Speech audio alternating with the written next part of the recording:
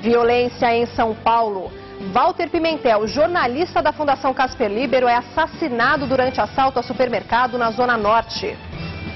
4 comunidades da Zona Leste da capital se unem para protestar contra enchentes. Os moradores criaram até um mascote para sensibilizar as autoridades. É este boneco aqui, o Machadinho.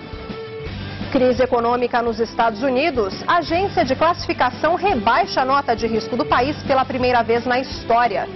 Guerra do Afeganistão. 38 soldados morrem em queda de helicóptero.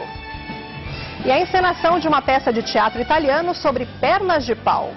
O público no pátio do colégio parou para ver esse grande baile nas alturas. O Jornal da Gazeta está no ar.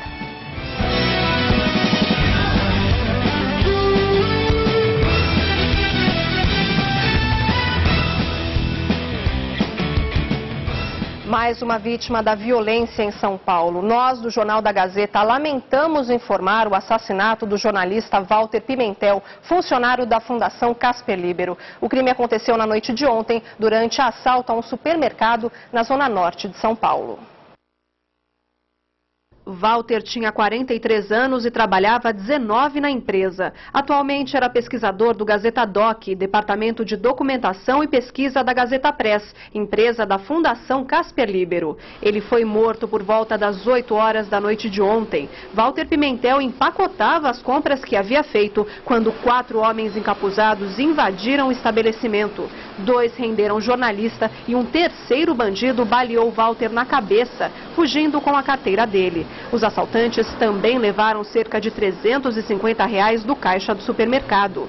Segundo a versão de testemunhas, os bandidos acharam que o jornalista da Gazeta fosse um policial. Walter foi socorrido e encaminhado para o hospital do Mandaqui, mas não resistiu ao ferimento e faleceu. Imagens de segurança do supermercado já estão com a polícia. Os bandidos ainda não foram identificados. Segundo o relato de moradores, a violência tem sido comum na região. O mesmo supermercado onde aconteceu o crime já havia sido assaltado há 10 dias, sem o registro de vítimas. Caçula de 3 irmãos, Walter Pimentel era solteiro e não tinha filhos. A Fundação Casper Libero, mantenedora da TV Gazeta, lamenta profundamente a morte de Pimentel e manifesta sua solidariedade aos familiares e oferece total apoio neste momento de extremo pesar. O velório de Walter Pimentel está ocorrendo neste momento no cemitério da Vila Nova Cachoeirinha, na zona norte da capital. O enterro do jornalista está marcado para as 8 horas da manhã deste domingo, no mesmo local. Cansados de sofrer com as constantes enchentes, os moradores de 4 comunidades da zona leste da capital resolveram se unir. Juntos, encontraram uma maneira criativa de chamar a atenção das autoridades. Este é o Riacho dos Machados, um córrego que passa por 4 comunidades da zona leste da capital. Vitor Toma, Jardim Tietê, Teotônio Vilela e Comunidade do Tanque. Quando chove na região, o cenário muda completamente. Muita enchente. E acaba prejudicando a comunidade todinha. Não é 1, 2, 3 vezes por ano, todo mundo perdendo tudo. Imensos casos aqui de dengue e ninguém vem aqui dar um parecer para qualquer coisa a favor nosso. E olha que já faz tempo. 38 anos sofrendo. Aqui eu moro aqui em cima, meu filho mora aqui embaixo. Na hora que dá enchente, aí eu não sei que eu seguro minha neta, ela querendo desmaiar com medo, ou cuidando das coisas, cuidando do vizinho. E vendo as coisas embora. Os moradores afirmam que já procuraram várias autoridades. Estamos envolvidos com a prefeitura, com 38 parlamentares, entre deputados, vereadores, todo mundo que você imaginar nós já conversamos. Cansados de toda essa situação há 2 anos, os moradores resolveram colocar no entorno do Aricanduva a seguinte frase: Riacho dos Machados, cadê nossa obra? Junto com a frase surgiu também um mascote, que é este bonequinho aqui. Ele chama Machadinho. Quem criou o mascote foi a Larissa, de apenas 11 anos. Larissa, como é que você teve essa ideia? Um dia nós estávamos pintando, aí eu lembrei do nosso sofrimento na enchente e decidi fazer um rostinho chorando, que representa nós na enchente, sofrendo. É assim que você se sente? É. O mascote está por toda parte. Postes, placas, pontes. Ele foi criado por uma criança e o símbolo pegou. É um símbolo de indignação, abandono de toda a população aqui do Riacho dos Machados. Eles estão vindo e apagando onde o pessoal coloca os machadinhos, eles vêm e apagam. Então, nós estamos sendo vistos. José Cirilo tem 80 anos, mora na comunidade Riacho dos Machados há 43 e neste tempo já sofreu 31 enchentes. Escapou da última, literalmente nadando. Nadando em pé, porque se eu não nadasse em pé, eu tinha morrido afogado, porque não dava distância para mim procurar um lugar mais alto. Eu nadei em pé para poder eu sair fora da água, que a água deu harta assim. Essas imagens foram gravadas pelo líder comunitário Lourivaldo Delfino. São de enchentes de 2009, 2010 e da última em 7 de janeiro deste ano. Essas imagens vai para deputado, vereador, governo do estado, prefeito, para a prefeitura. Aonde você imaginar que tem gente importante, ela vai, porque ela vira imagem e vira e-mail. A revolta é geral.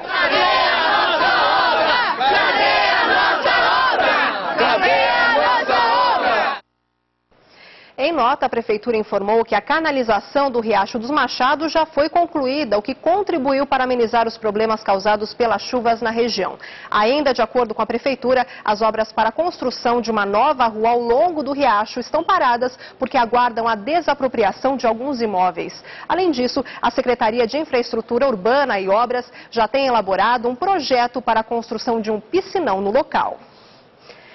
Cerca de 300 ambulantes interditaram por 2 vezes na manhã de hoje a Avenida do Estado, na região do Pari, centro de São Paulo. Eles protestaram contra o fechamento da chamada Feirinha da Madrugada, que passa por uma operação de combate à sonegação fiscal, contrabando e pirataria, iniciada ontem e que deve durar todo este final de semana. Os manifestantes tentaram invadir o pátio onde funciona a feirinha e chegaram a jogar pedras em agentes da Guarda Civil Metropolitana, que juntamente com a Polícia Militar impediu a invasão. No local, há cerca de 3.000 lojas instaladas. A agência de classificação Standard & Poor's nega erro em cálculo que rebaixou a nota de risco dos Estados Unidos pela primeira vez na história. A agência se defendeu hoje das acusações feitas pelo Tesouro Americano ao Wall Street Journal de que houve um erro de cálculo de 2 trilhões de dólares. Na sexta-feira, pela primeira vez na história, a agência rebaixou a nota atribuída aos Estados Unidos de AAA para AA positivo.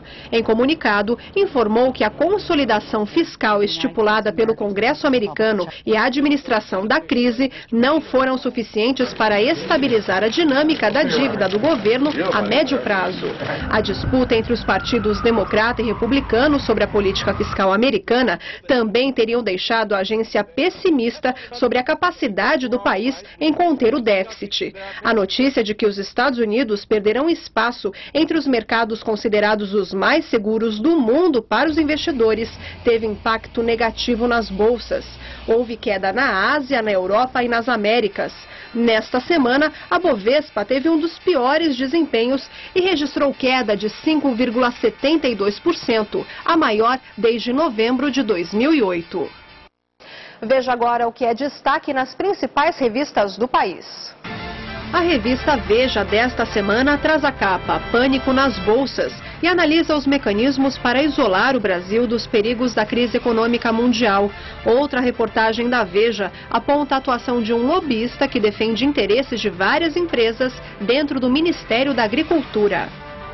Alimentos que emagrecem é a reportagem de capa da Isto É. A revista traz a pesquisa de nutrientes presentes nos alimentos que são capazes de estimular o corpo a evitar o ganho de peso. Época foi às clínicas de dependentes de drogas para avaliar se a internação é a melhor opção, mesmo que à força. A reportagem parte dos projetos de internação compulsória propostos por autoridades de São Paulo e do Rio de Janeiro. A reportagem da Carta Capital fala sobre a demissão do ministro da Defesa Nelson Jobim do governo Dilma Rousseff e da volta do ex-ministro do governo Lula, Celso Amorim, como substituto de Jobim. Crise no Ministério da Agricultura. Após reportagem publicada na edição da revista Veja, o secretário executivo do Ministério, Milton Ortolan, pede demissão.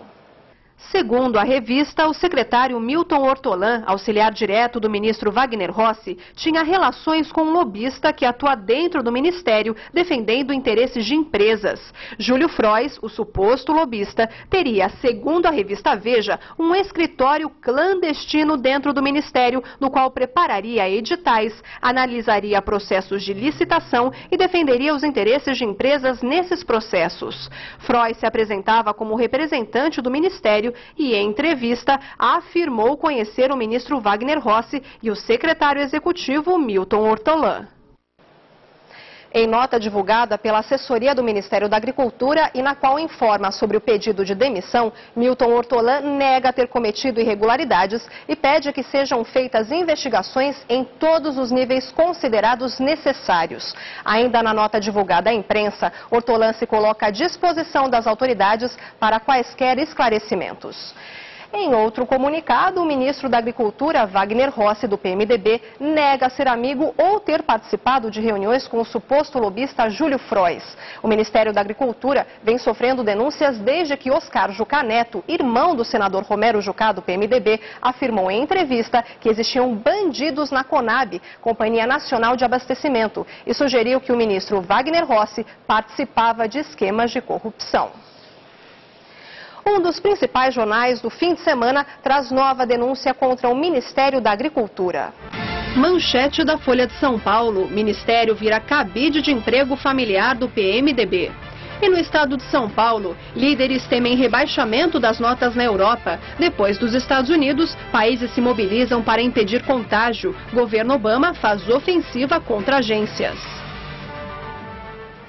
Eleições 2012. Luiz Flávio Borges Durso, presidente da OAB Paulista, se filiou hoje de manhã ao PTB. O evento, que ocorreu na Assembleia Legislativa de São Paulo, também serviu para lançar o nome de Durso como pré-candidato à Prefeitura de São Paulo nas eleições do ano que vem. Estiveram presentes na cerimônia nomes tradicionais do Partido Trabalhista Brasileiro, como Campos Machado, presidente estadual da Legenda, José Maria Marim, ex-governador de São Paulo, e o presidente da Executiva Nacional do PTB, Roberto Jefferson. Tradicional aliado do PSDB em São Paulo, o PTB decide lançar um novo nome para a disputa municipal paulista. De acordo com Roberto Jefferson, o desejo do partido é lançar candidatos próprios em todas as capitais. Atualmente no terceiro mandato como presidente da Ordem dos Advogados do Brasil de São Paulo, Durso garantiu na cerimônia que não se afastará da advocacia. Eu continuo advogado, mas vamos dar a nossa contribuição agora nessa atividade partidária muito importante nesse país que tem uma história de serviços à nação brasileira, ao nosso povo, e dar também a nossa contribuição dentro desse trabalho que já realizamos na OAB pela cidadania e vamos continuar agora pelo PTB. Durante o evento, Campos Machado aproveitou ainda para cutucar o PSD, partido que o prefeito Gilberto Kassab pretende lançar a tempo de disputar as eleições do ano que vem. Em seu discurso, ele afirmou que a filiação de Durso, assim como de novos integrantes do partido, não são falsas. O futuro partido de Kassab é acusado de usar assinaturas e atas irregulares na fundação do PSD. Vamos assinar. Não aquelas assinaturas falsas que estão montando o certo partido hoje. Assinaturas corretas. Assinaturas firmes. Afirmações de gente decente. Que não vem de uma filiação por um copo de leite, por um cafezinho. Hoje, um grupo de teatro italiano fez um baile nas alturas em pleno centro de São Paulo. Atores com smoking, vestidos clássicos, rodopiaram na calçada do pátio do colégio e fizeram o público delirar com as valsas apresentadas. Mas o que chamou mais atenção foi um acessório especial.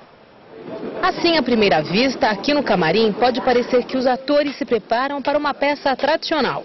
Não é. Em uma hora de espetáculo, o público vai ter que mexer um pouquinho o pescoço, a cabeça, olhar um pouco mais para cima, porque os atores atuam em pernas de pau. 3, 4 anos de lavoro de técnica. O italiano Alessandro Rigoletti diz que o trabalho depende de 3, 4 anos de técnica, numa escola rígida. Mas quando eu pergunto se ele já caiu, a resposta é assim. Nella vita c'è sempre un rischio, não? sempre tem o risco. A colocação das pernas de pau é feita depois de todo o figurino devidamente vestido. Para não machucar, os atores amarram panos que protegem as pernas de carne e osso.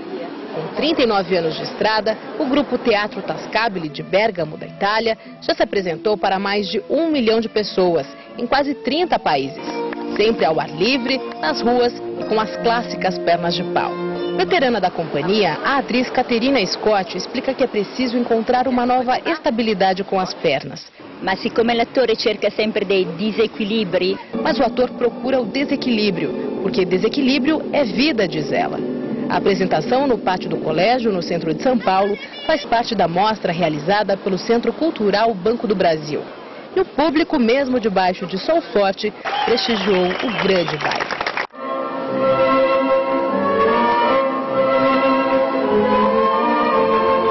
Os atores dançam, rodopiam, uma leveza que impressiona. Achando maravilhoso, lindo, lindíssimo. É inacreditável, está vendo um espetáculo desse em plena luz do dia, no meio de São Paulo, é lindo. Para quem acha pouco, então que tal duelar com espadas de verdade? Ou então esse passo, quando cavalheiros levantam as damas. E até quando alguém cai, a valsa suaviza o tom. O que você achou? Legal.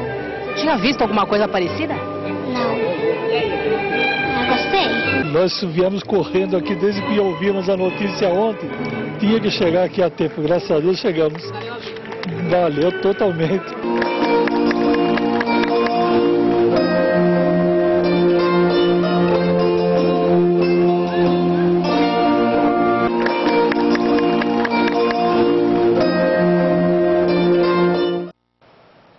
Previsão do tempo. O domingo será de sol forte e tempo firme em todo o estado de São Paulo. Faz calor à tarde. Algumas cidades deverão ficar em estado de alerta devido à baixa umidade do ar, por volta dos 20%. Veja no mapa.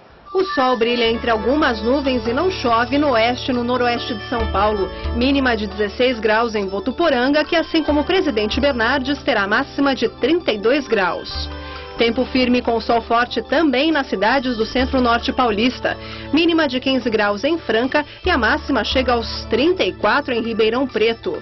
O mesmo acontece nas cidades do leste do estado, incluindo a capital paulista, que amanhã terá mínima de 15 graus, assim como Sorocaba. Máxima de 30 em Campinas e São José dos Campos.